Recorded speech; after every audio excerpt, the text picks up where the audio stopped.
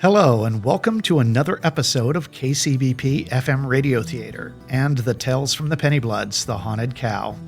Our latest show is based on an 1837 story in Bentley's Miscellany by Edward Howard entitled Who Milked My Cow, or The Marine Ghost.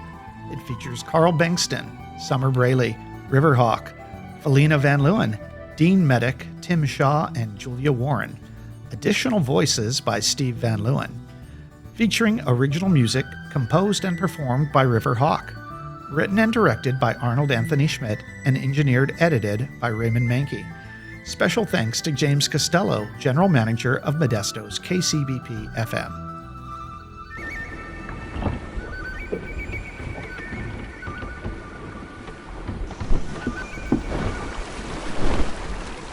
It's early June 1826. A three-masted pirate frigate carrying 21 guns sails easily across the glassy seas of the Caribbean. It's a beautiful day. Archibald Lambert, captain of this stately vessel, loves many things in life. He loves his ship, the Meteor. He loves his meticulously groomed mustache and his fancy dress, wearing a silk morning coat over his enormous pistols. And he loves his sweetheart, Anne Bonny. Still, Captain Lambert's heart also has a great deal of surplus affection, so there can be nothing surprising in the fact that he most ardently loves fresh milk every morning for breakfast. Calm seas, smooth sailing, and hot coffee. Sitting on top of the world. Despite the rugged look of the captain and his crew, they seem to be living the good life. The breakfast table boasts fine crystal and shining silver. Alert and energetic, Midshipman Jack Small enters carrying a food tray. He carefully balances the dishes as the ship gently rolls in the calm sea. And what a meal it is! Here's victuals. At last, breakfast! I'm famished. Fine grub, if I do say so myself. For as long as we've been at sea, this mess has been quite tasty. And fresh milk every day? What a luxury. Luxury, no. Necessity, I say. I've drunk my milk every day of my life ever since I was a lad, and it stood me in good stead. And that's a fact. In all my years at sea, I've never shipped with a pirate more averse to rum. Blimey if he don't love his milk more than his Madeira. It's true. And I go to great lengths to ensure I get fresh milk every day. Not an easy thing to do out here on the blue waters, so far from port. Not easy for others, but no problem for me. For me, it's easy. I've got me own cow. Dear Abigail. Always planning ahead is Captain Lambert. Always planning ahead. And Jack's such a good milker. Up every morning he is. But where is today's milk? Right here, Captain. Don't you worry. I see we've skipped out on that British man-of-war that was trailing us yesterday. The Admiralty's been hunting pirates up and down the coast these last few months. Aye, got away from her last night in the fog, we did. We've got to expect that kind of attention. We have been making a nuisance of ourselves. Thought they'd leave us be, since we're mostly striking French and Spanish ships. They must have got word about that schooner we boarded off of Tortuga. News travels fast, and bad news fastest of all. Still, I was surprised they followed us this far outside the sea lanes. Few ships sail in these waters. Aye, that's why we've come here. The Meteor's a fine ship, and with a good wind and some luck, we can stay ahead of them that's after us. That's the truth. We're making good headway to the island, coming closer every day. That we are. In no time at all, we'll be able to pick up my treasure. My dearest treasure. And after that? After that, the sky's the limit for us all. We can do what few gentlemen of fortune live to do. Retire. Pirates, no more! I'm all for that. We'll have a nice, peaceful place for us all to settle down in. After so many years of living on the edge, Settling down somewhere quiet sounds lovely. A pretty beach, an island cove with plenty of fish, and a bit of jungle overflowing with coconuts. That's where I'd like to lay me head. And so you shall, Jack, my man. So you shall.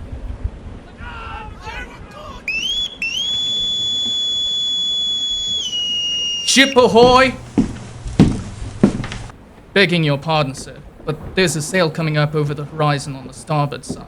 Best go up and see. They could be friend or foe. At first, they fear that perhaps the British Navy has returned, but a second glance shows this vessel a tiny boat under a single sail.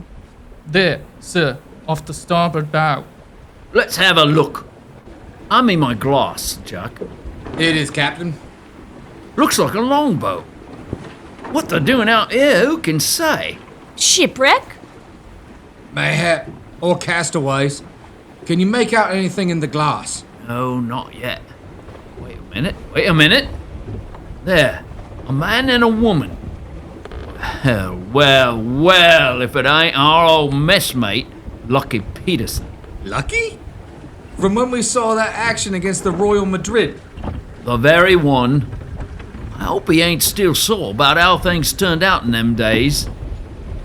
That was a dodgy passage, no way around that. Aye. Dodgy but profitable. For most of us, anyway. Poor Red McAllister. What happened? It's ancient history. Better left unsaid. Well, right now we'd better prepare to welcome them aboard with some warm clothes and grub.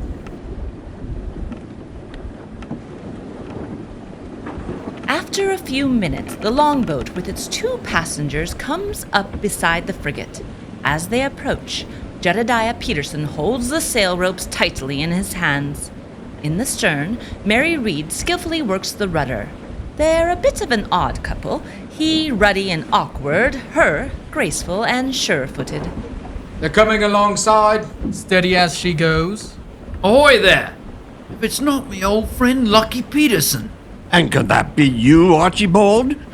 Aye, it can. And you remember my sweetheart, Mary Reed? I do indeed. Ahoy, Mary. You're most welcome. Catch the rope and make it fast. Oh, we've got it. Peterson steadies the boat, while Mary, easy on her feet, starts climbing up the rope ladder on the side of the frigate. Let me help you up, my dear. Be careful there. Thank you. Here, and me old bag. Of course. Strong and agile, Mary moves quickly, nimbly scrambling up the side of the ship. A few moments' effort brings her easily on board, holding the large bag. And take care yourself. Oh, surely you jest. I've been climbing up and down ship's rigging since I was a boy. Raised on the sea, I was. Still, you can't be too careful. Peterson follows Mary, but his step is in no way as smooth or controlled as hers. He fumbles a bit, losing hold of the rope ladder now and again as he lifts himself out of the longboat. Easy does it. I've got it. There. Peterson makes his way up the ladder. Everything's going well until... Blast it. Man overboard! You there! Throw that man a rope! Aye, aye, sir. After a dunk in the sea, Peterson pulls himself out of the water and starts to climb up the ship's ladder. No need. I've got it. Here goes! Man overboard! Again! The rope! You've knocked him off the ladder, you lunkhead! Sorry, sir. His head got in the way. Head got in the way. I've never heard such nonsense in my life. Don't worry. This sort of thing happens all the time. A bit worse for wear and soaked to the skin, Peterson finally clambers on deck. Sorry about that trouble with the ladder. No trouble at all. Been at sea a week. I was needing a bath anyway. Glad we could accommodate. Welcome aboard. I hope the rest of your time with us will be less eventful than your arrival. I'm sure it will be. And now for introductions. Aye, this is a momentous moment indeed. The meeting of the world's most famous lady pirates. Oh, you're calling a lady. Mary Reed, this is Anne Bonny. Your reputation precedes you. As does yours. I'm looking forward to shipping together. What are you both doing out here in a dinghy like that? Not shipwrecked, I hope. But in a manner of speaking, it was a bit like the old days. As bad as that? Aye, our crew set us adrift. Oh, bad luck. Yes, exactly. Sailors are a superstitious lot. And what had that to do with it? Have you never heard the story of Jonah and how he ended up inside the whale? Surely. His mates cast him overboard. Because he was bad luck, wasn't it? That's right. As they talk, Peterson takes off his shirt and wrings the water out of it. He's a soggy mess, but his curiosity drives him to walk around the deck, exploring. Well, this looks interesting. What are these? Be careful though, those are barrels of sea biscuits and salt. Oh, no worries, and nothing's broken. Now you know why they call him Lucky Peterson. I begin to understand. But we can talk about all that later. Directly, let's get you folks warmed up. Jack? Aye, aye, Captain. Let's go, men. Get these people some hot soup and a bit of grub. That'll fix them up plenty, I'm guessing. And warm milk, too. Don't forget the milk. Still crazy for your milk, are you, Archibald? That's a fact. I don't know what I'd do if I didn't have my fresh milk every day. This way to the galley. And watch your steps there. Things are a bit slippery this morning, after last night's weather. Mary, come this way. Oh, thank you. Looks fine to me. Grab a hold of the railing. Ah! You alright down there? Aye, nothing to it.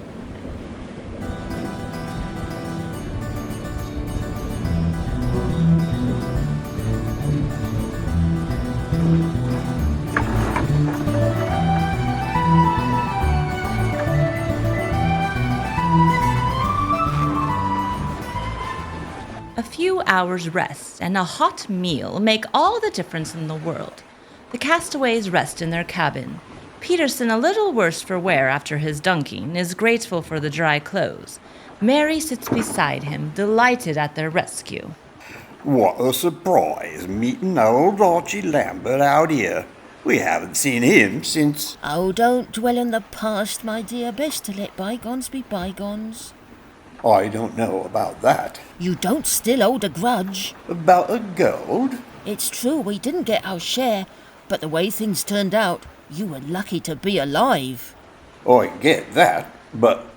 Besides, one good turn makes up for a bad one. Quite a stroke of luck that he picked us up today. That's a fact. I thought we'd be goners out here in the middle of nowhere. No pirate with any brains would linger longer than necessary in the sea lanes. Sure, there's merchant ships aplenty to choose from, but there's the Navy as well. British, French, Spanish. That's true. Think about what happened to old Short-Neck Thompson. His neck wasn't so short in the end, that's for sure. Well, if he'd fought like a man, he wouldn't have hung like a dog. Still, it does make me wonder what Lambert and this bunch are doing out here, where they're going. I'm just happy to get out of those wet clothes. This dress that Anne gave me. Beautiful silk brocade. And her jewels. The gold and silver place settings at the captain's table bespeak prosperity. As one of the brethren of the sea, it would certainly seem our Captain Lambert has done right well for himself. Oh, I was thinking the same thing. I figure he owes us a cut of the treasure from the Royal Madrid, what with the way that voyage worked itself out. Now don't he go starting on that again? All right. It does make me wonder where he's stashed his riches, though. He'd be a fool to carry his treasure on board. He must have buried it on an island somewhere. Let's both keep our peepers open and see what we can see. But perhaps you could find out. Hey, maybe I can at that.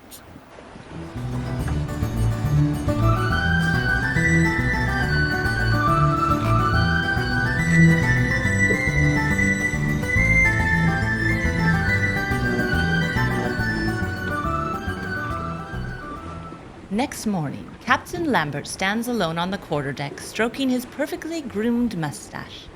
He studies the clouds in the distance. The sun is bright. A light breeze blows. Lambert turns as Mary approaches him. She looks tall and languorous in the beautiful dress.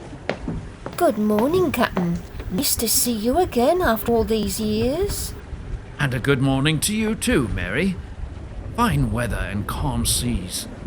A touch of breeze and all's right with the world. Truer words were never spoken. So where are we off to on this fine day? Oh, you'll all find out soon enough. I've got a particular destination in mind. I don't doubt that you do. A big, strong man like you, one who thinks for himself and charts his own course. That I do, Mary. That I do. Oh, Captain. You needn't get so close, Mary. I'm quite able to stand up all by my lonesome without you providing support. I'm sure you are, Captain. But when I'm near you, I don't know what comes over me. I get so... I know what you mean, Mary. It's likely the salt pork we had for dinner last night. I told Cookie not to boil it over long. I'd suggest a bit of bicarbonate of soda. I think I need something stronger than that. Now, no need for all this hugging. The captain politely pushes Mary away and stands stiffly upright against the railing as she tries to embrace him. Lambert struggles to free himself from Mary's arms. But, Captain, I'm just feeling a bit dizzy, being near you, and knowing that our fate is in your hands. Oh, I wouldn't say that. Your big, strong, capable hands that are navigating us toward a secret destination. Now, where might that be? Not that it's any concern of yours, Mary, but you'll be told when the telling's right. I know, but I'm so curious. Is it the West Indies? No, not exactly. Then it must be the East Indies. I wouldn't say that. No, not exactly. Don't tell me we're rounding Cape Horn. Just the thought of it gives me chills and makes me want to hold you next to me. You'll have to stop your clinging, Mary. It's just that when I'm near you, my head spins and I get all... As I said, just a mite bit of seasickness. It'll pass. And after all, when I think of all your treasure, you must have done mighty well after the Royal Madrid. Treasure? Who said anything about treasure? Well, a handsome, brave pirate like yourself must have a great deal of treasure hidden away on an island somewhere for a rainy day. Rain or shines, all the same to me. Don't you think I'd look good wearing something in gold or diamonds? You look plenty warm to me, just as you are. And now I think it's time for me to check the weather gauge. Why don't you ship off? Oh, all right. Bye-bye. For now. Poor woman. Seasick on a calm day like this? With the ocean smooth as glass? Well, there's no telling what ails some people.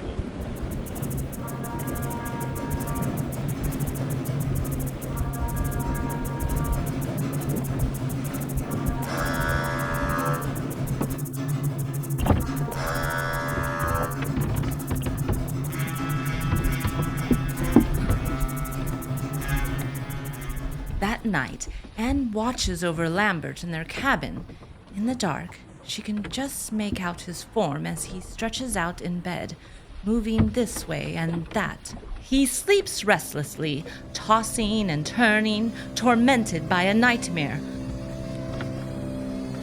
Suddenly,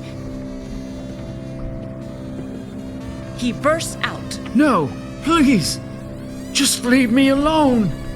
There we go, my dear. What's wrong? I didn't mean to do it. Come. Are you all right? It wasn't my fault.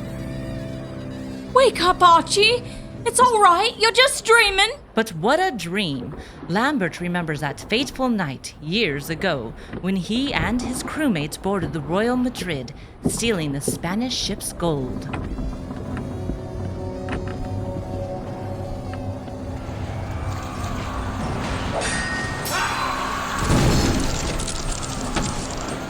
The attack proved successful, though as the day went on, a storm arose and the sea became turbulent. As the pirates in their longboats sailed off from the Royal Madrid toward their own vessel, tragedy struck.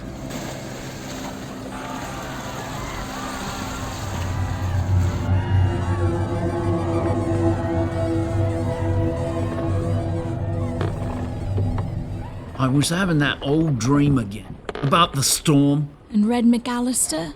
Aye, that's the one. Clear as day, I can still see that bandana he wore around his neck. Red as blood. But that was years ago. And you said it wasn't your fault. I tried to save him. When that wave crashed over our deck and Red fell overboard, we threw him a line, but it was no use. You did what you could. I know. Red begged me, don't let me go out like this, mate. After all we've been through together. But then he was gone. Oh, my dear. When I looked into the sea, the last thing I caught sight of was Red's face, and his eyes fixed on me, like they was burning an hole in me body.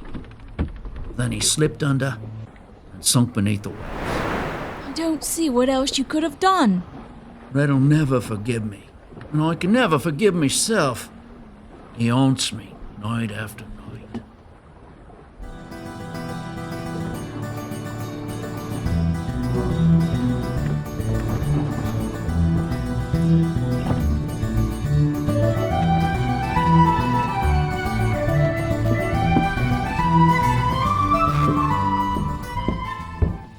Next morning finds the Meteor's crew all in a muddle. Something has happened that's never happened before. Something terrible. Never in me life. Never in me entire life. I don't understand it. You know how the captain feels about his milk each day. Maybe the weather upset Abigail. The weather? Bah! Why, the sea's been as smooth as glass for a week now. Besides, that dear girl has stood firm with us through fair weather and foul. Once, I milked her during a typhoon in the South China Sea. If not the weather, then what? She's not off her feed. No, not a bit. It's something a lot more mysterious than the weather that's dried up all the poor girl's milk. What you mean, mysterious? Just what I said. The captain will be furious. You'll have to conciliate him. He's a grown man, after all. He'll understand. Captain Lambert, understand that his prize cow Abigail's not giving him his milk for breakfast. Never. Not on your life. What's all this about Abigail? Well, sir, it's like this. There's no milk for breakfast. What? By all the stars in heaven, no milk this morning? Now this requires an extensive explanation. After all, the cow is stalled comfortably between two guns on the main deck. She seems in excellent condition, eats her nutritious food with much appetite.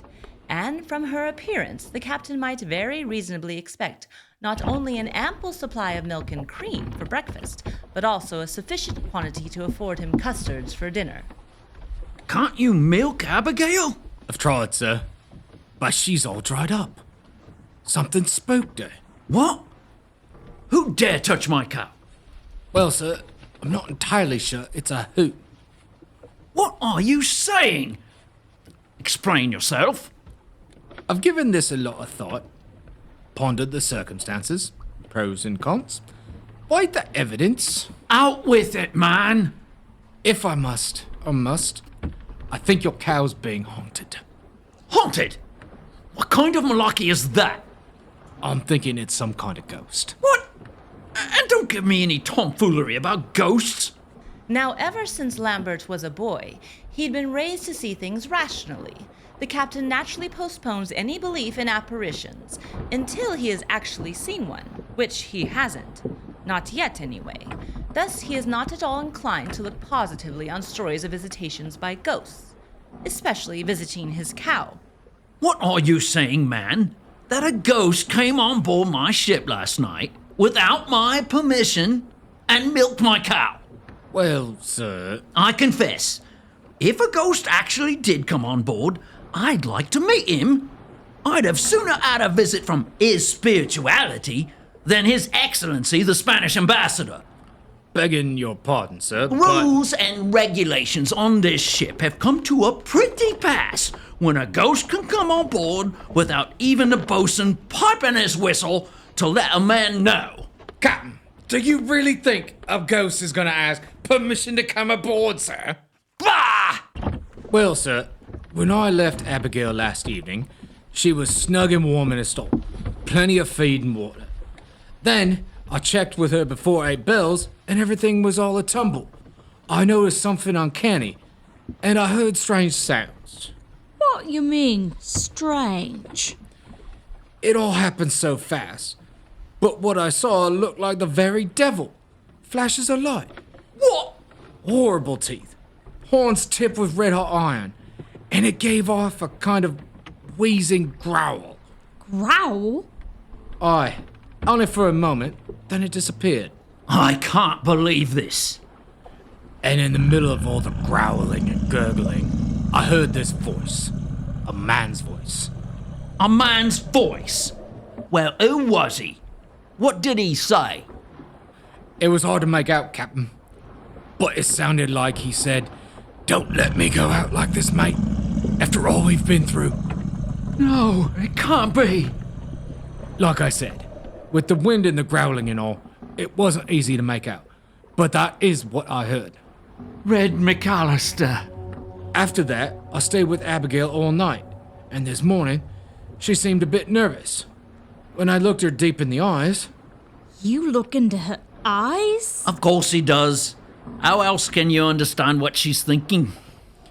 Like I said, when I looked into her eyes, I could see she had something on her mind. Something disturbing her.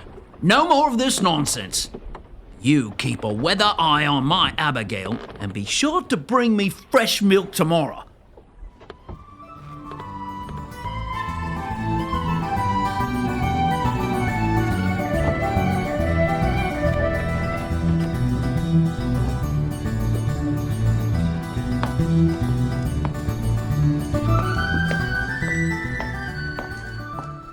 Captain Lambert gives orders to place sentries night and day watching over his beloved cow.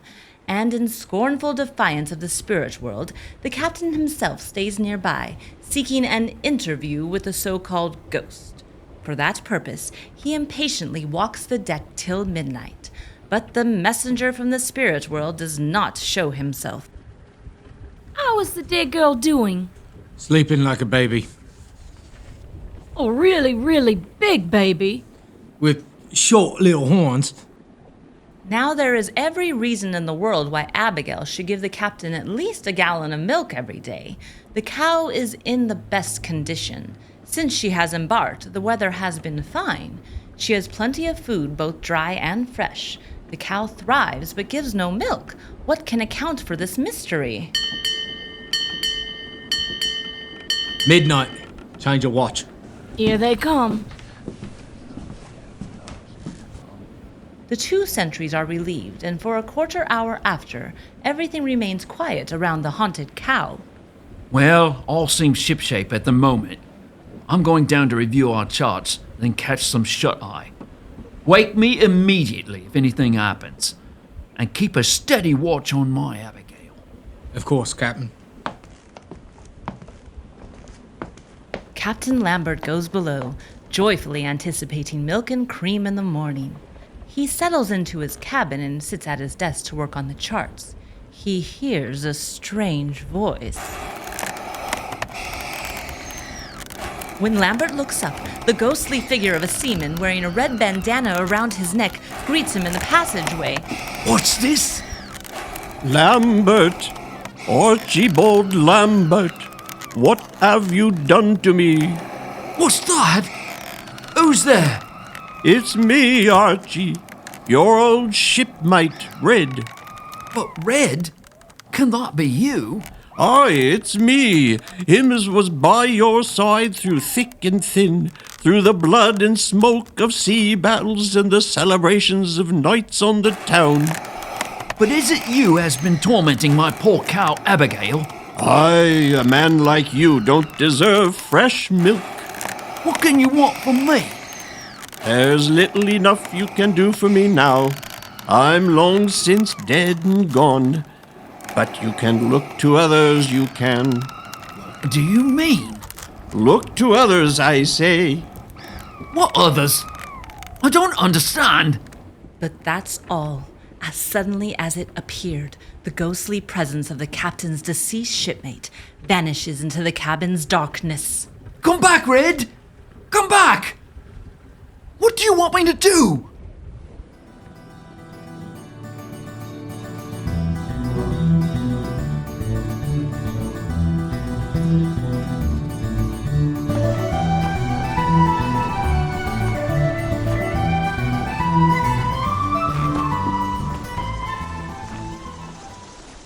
A few hours later, Jack and Anne watch carefully as Abigail sleeps quietly in her stall.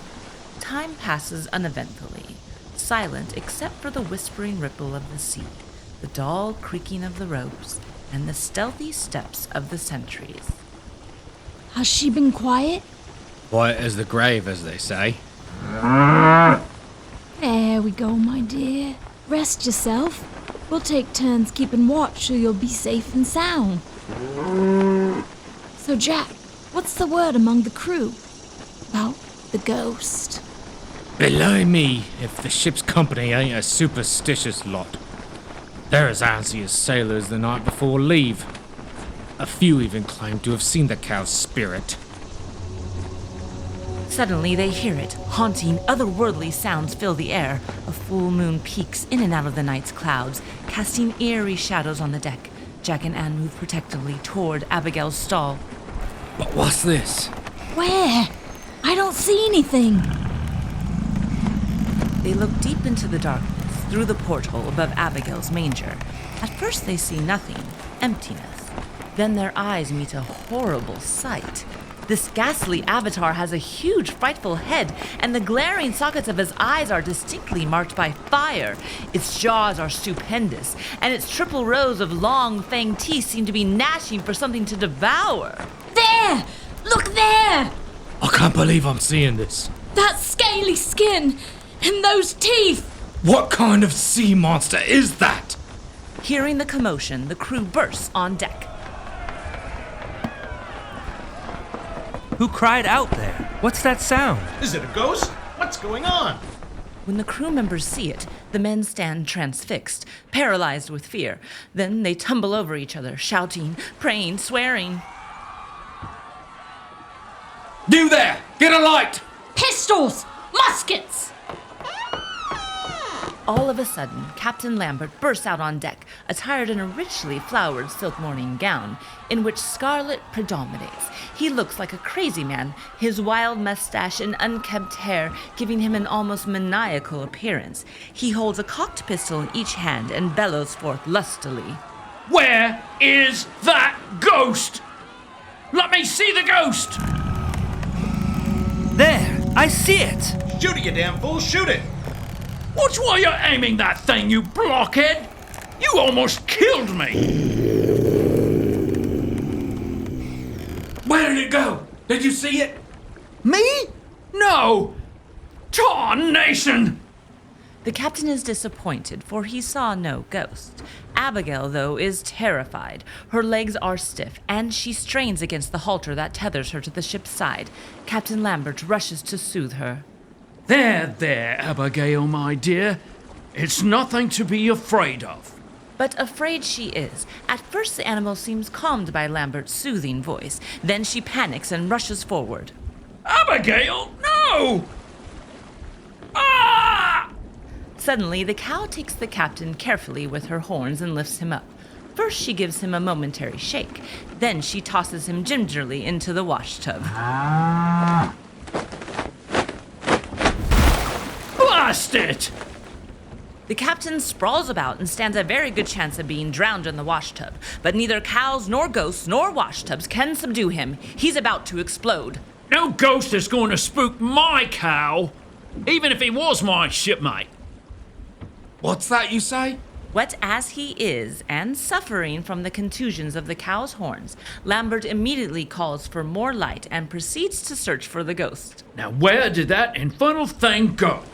I thought it disappeared over the side, sir, but I can't be sure. It's gone. Not even so much as a whiff of sulfur marks the spot where the specter had appeared. The whole affair is a profound mystery. How's Abigail? She's fine. She's a strong one, all right. Stout heart she has. But what happened? I'm not really sure, Captain. We were keeping watch right here near the stall. Then, in the glow of the moonlight, we saw it. Saw what? Well... Your ghost? Impossible! Not so much a ghost as a horrible, demonic sea creature. With scaly skin and long, sharp teeth. And it made a noise. Oh, fiddlesticks! A kind of wheezing. Not like ordinary breathing, but like it was sucking the life out of all the air around us. Well, that's enough excitement for tonight. It's almost sunrise.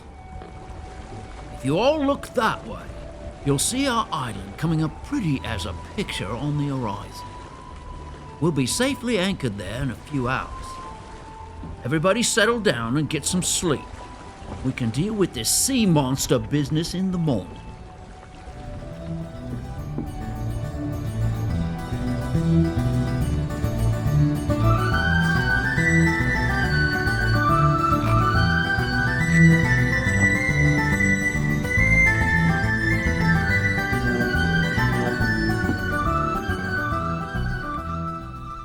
Lambert returns to his cabin and tries to relax, but the evening has been quite provoking. First, there's the demonic haunting of his dear cow Abigail. Then there's the spectral visitation by his ghostly messmate, Red McAllister. What can the spirit want? If only he knew. But as the saying goes, be careful what you wish for, you might get it. Captain Lambert is soon to find out, for once again, eerie music and ghostly sounds fill the salty air. Lambert, is that you? Who goes there? How could you do this to me, Lambert, leaving me all alone to drown? There it is again. Who goes there?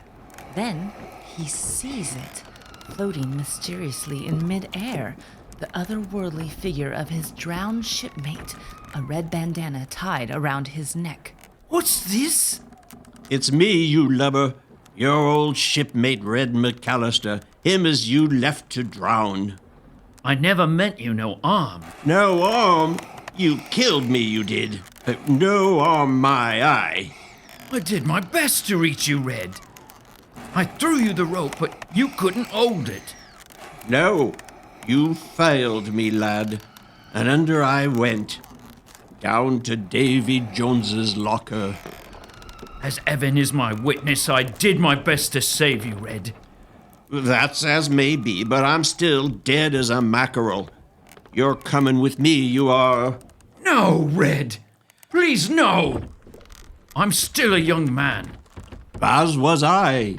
And now neither of us will live to see our old age. Is there nothing I can do to save myself? Confess your guilt. End your wicked ways. And if I do, will you hold off wanting my cow? Leave poor Abigail alone. I'll do what you ask, I promise I will.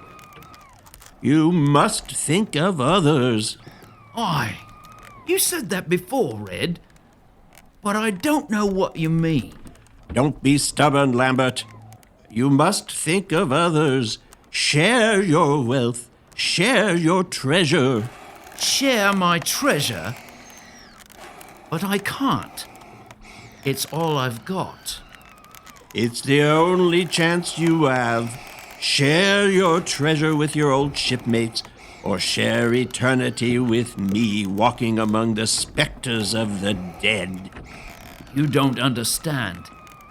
My treasure is not what you think. But the ghastly figure of the dead seaman has disappeared. Red! Come back! Don't take me among the dead!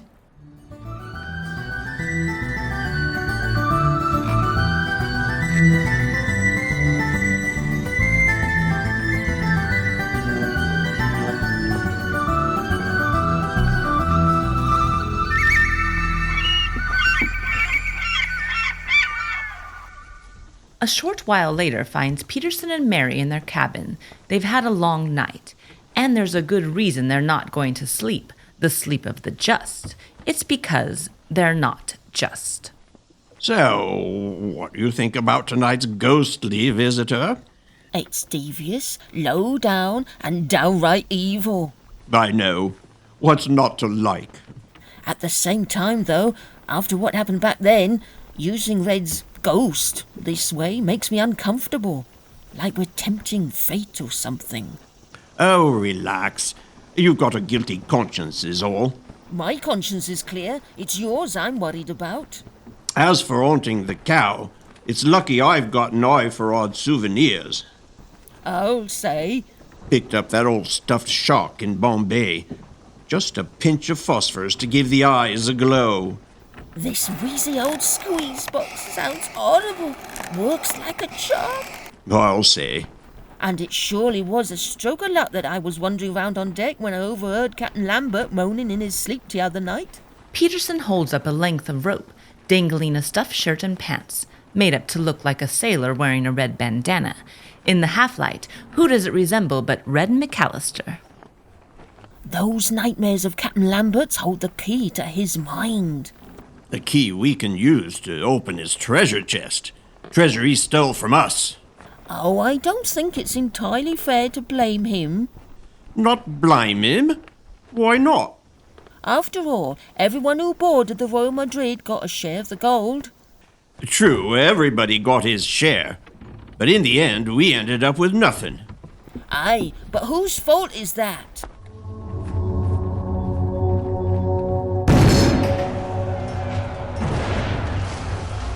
The Spanish Main, pirates plunder relentlessly and earn the name they've borne since the days of the Roman Empire, the enemies of all nations.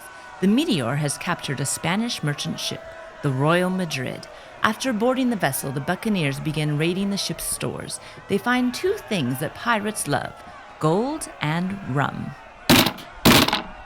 My, what have we here? That looks like enough liquor to float a galley. Certainly enough to rise our spirits and celebrate our victory, that's for certain. Surely you fools aren't going to start drinking before we got the treasure safely on board the ship. Oh, don't be a bother. A little rum won't hurt. She's right, though. Don't you think we'd better do that back on the Meteor? We must divide up the gold. Now? It won't take long. Aye, let's divvy up the gold. I want to set my eyes on all those Spanish doubloons, those lovely pieces of eight. And will each of us have a wee drink of rum? Let's not get too happy. There's no telling what might happen. Divvy it up now, I say. Now. Oh, all right, as you wish. I'll wait on deck and keep an eye on our prisoners. And you, Aye? make sure you take care to get my share. Don't you worry a bit about that. The pirates settle down around the table. They pour out the coins and begin counting them. After putting aside gold for the rest of the crew, the pirates divide their shares of the treasure into 4 piles, placing the coins carefully into leather purses. And how about more rum? Yes, rum all around. With gold clinking in their purses, the pirates take a last swig of rum, then all climb back on deck. As they survey the scene, though, anxiety rises in their chests. What? Have you been drinking all this time? Dividing up the gold. I've got your share here. Look what a storm's brewing. We'd better make haste. The other boats have already returned to the Meteor. Oh, gold. Take good care of that. In a sea like this, anything can happen. Aye, the boat's ready. Let's launch her.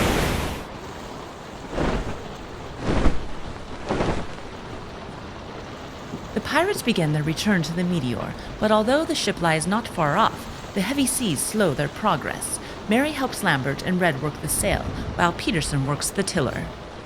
Peterson's job is essential. Turning the boat sideways to the waves will swamp it, a move that would spell disaster. This is no easy task in the blowing wind and heavy seas. Their longboat rises and falls, now plunging into the water, now riding a wave and rising high above it. Hold that line fast! Got it, Captain!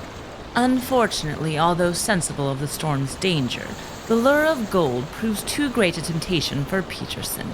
Instead of fixing his eyes constantly on the waves ahead, he stares into the pouch of gold he carries. Peterson, watch that tiller! I'm watching. That's true, of course, but he's watching the gold, not the tiller. Suddenly, tragedy strikes.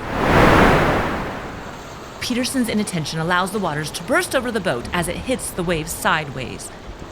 The tiller! The tiller!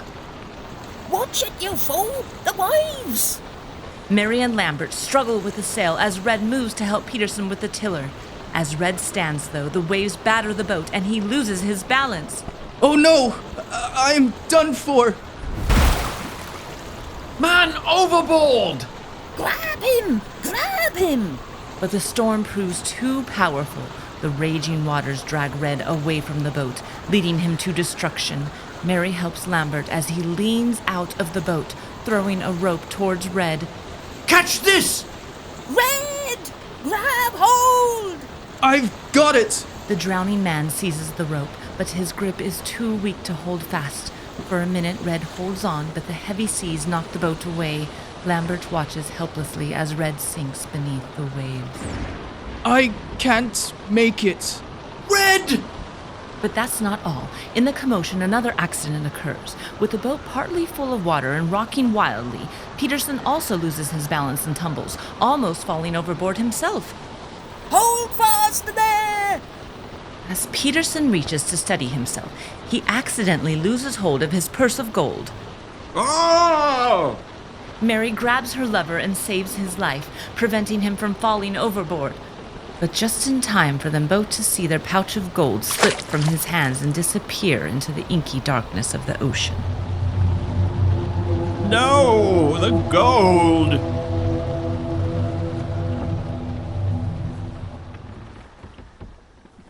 Aye, our gold is gone. But like I said, whose fault is that? Now, Mary, you can't believe that I believe what I saw with me own eyes. If you hadn't been admiring our doubloons instead of watching the tiller, those golden beauties would be here in our hands right now, instead of at the bottom of Davy Jones' locker. But it was an accident. No accident. Negligence. And truth be told, had you been paying attention and doing your job, Red McAllister wouldn't have fallen overboard. The sea's a dangerous place, all right. But what's done is done. I know. I'm just saying. That's why I'm afeard of you using Red's ghost to get the captain's gold. It feels like bad luck. How can anything that brings us gold be bad luck? I don't know. Like I said, it just doesn't feel right. Oh, hush your worrying. I'm going on deck to get some air.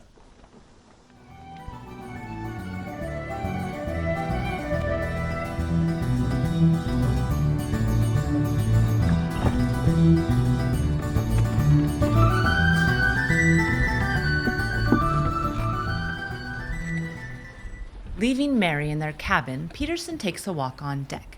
The Meteor has docked not far off the coast of a small, uncharted island whose silhouette hovers in the distance.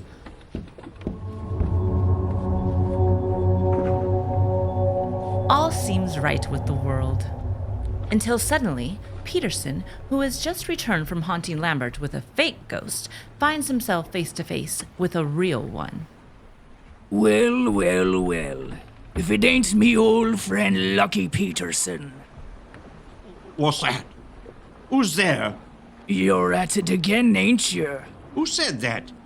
One as knows you better than you knows yourself. Will you never cease doing evil in hopes of gaining riches? Come out where I can see you, I say. Who are you? I'm your old messmate, Red McAllister. Don't you recognize me? Peterson turns, and what he sees astonishes him. But there it is, the gruesome skeleton of his dead shipmate, dressed in sailor's garb. Around his neck, a red bandana. Red, is that you? What are you doing here? What are you doing haunting the captain's cow? Scheming to take his treasure? It's not the way it looks. No. To me, it looks pretty bad. Especially since it was your watching the doubloons instead of the tiller that caused my, shall we say, unfortunate situation in the first place. Oh, I'm sorry about what happened, Red. Sorry don't feed the bulldog, as they say. I want you to get out of here. What do you mean? Just what I said. Abandon ship. Leave Lambert and Abigail in peace. But what about my gold? Your gold? As Red's ghost grows angrier and angrier, he approaches Peterson and forces him back against the deck's railing. Leave this boat, the scene of your mischief. Leave the ship? Immediately. But where shall I go? It's your choice, my friend. You can go to the island by yourself. Or you can come to Davy Jones's locker with me. I'm going. Just let me get out of these shoes. Swim! Or else. Hearing the splash, Jack, Anne, and Mary hurry on deck. They arrive just in time to see Red's ghost disappearing into the mist. What's that? I don't believe my eye. Well, bless my soul. Red McAllister. His very self. I knew our fooling would come to no good. What's that you say? Oh, nothing. But where's Peterson? And what are these shoes doing here? Look there. If that ain't Lucky Peterson, I don't know what is. Swimming toward the island fast as his arms will carry him. My golly, you're right. Will he be okay? Oh, I expect so. He always has been lucky.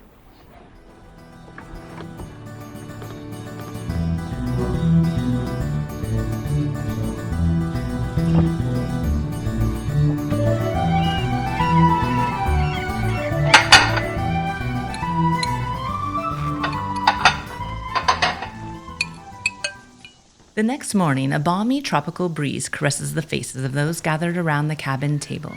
With the ship docked just beyond the breakers of their island, Captain Lambert, Anne, and Jack enjoy breakfast. Coffee, sir. And milk. Yes, please. M'lady?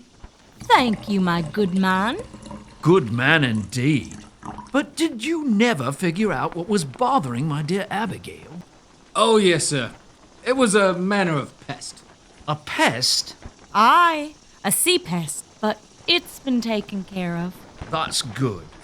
Now sit yourself down a spell, Jack, my man, and let me show you the lay of the land of our island. We'll be safe here. Just look at this map.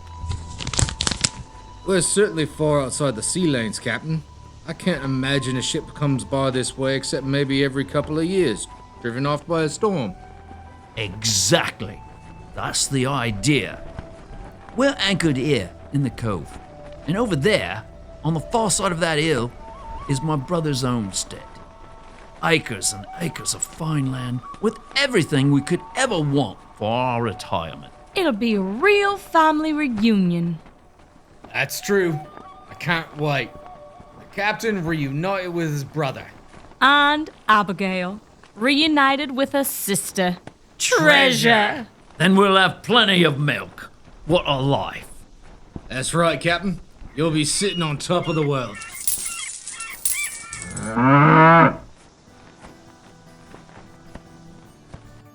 We hope you have enjoyed our latest episode of KCBP FM Radio Theater and The Tales from the Pennybloods, The Haunted Cow.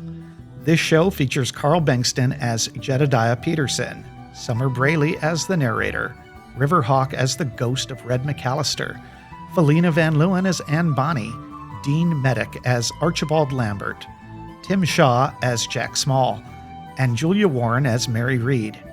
Additional voices by Steve Van Leeuwen, with original music composed and performed by Riverhawk. It was written and directed by Arnold Anthony Schmidt and edited by Raymond Mankey.